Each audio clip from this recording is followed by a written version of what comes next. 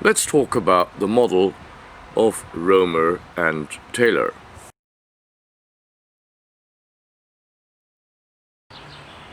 Many economists are in the news today because they publish books on the relation between the corona crisis and economics.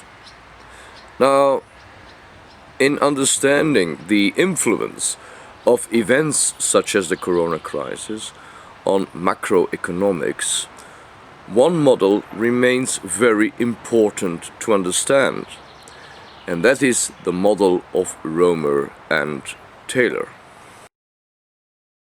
So what is the model of Roemer and Taylor all about? Well, let me first explain that the model of Roemer and Taylor, to understand the macroeconomic dynamics, is based on two elements. The first element is called aggregate demand. It's the AD curve that you see in the graph at the end of this video. The aggregate demand is nothing else but the global demand in an economy. In fact, you can compare it to the demand curve of a product or a services market that shows a negative relation between demand and price levels. So the aggregate demand is the total demand in an economy. It consists of all the consumption of the households, the investments by the companies, the government expenditures, and of course the exports. The other element that is used by the Roemer-Taylor model is what we call the inflation adjustment line. If you look at the graph at the end of the video, you will see that this is a horizontal line. Why? Because on a short-term basis, price levels do not tend to vary in an economy. The only change in the form of a shock, it can be an upward shock or a downward shock.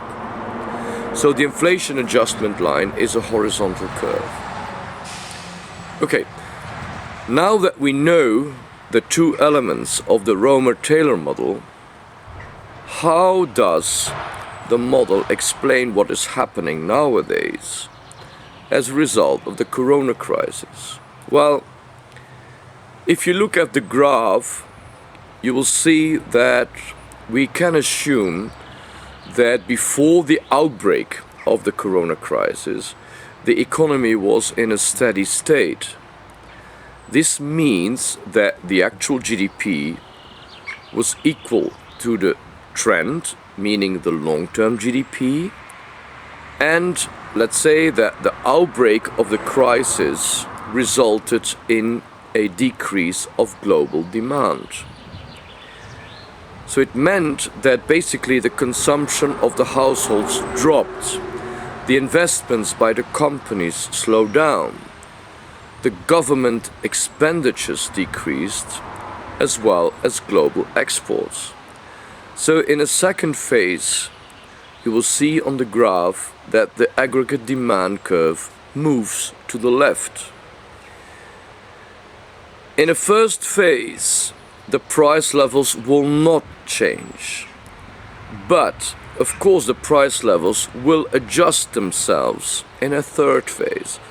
So after a certain time, you will see that also the inflation adjustment line moves. In this case, the inflation adjustment line moves in the downward direction.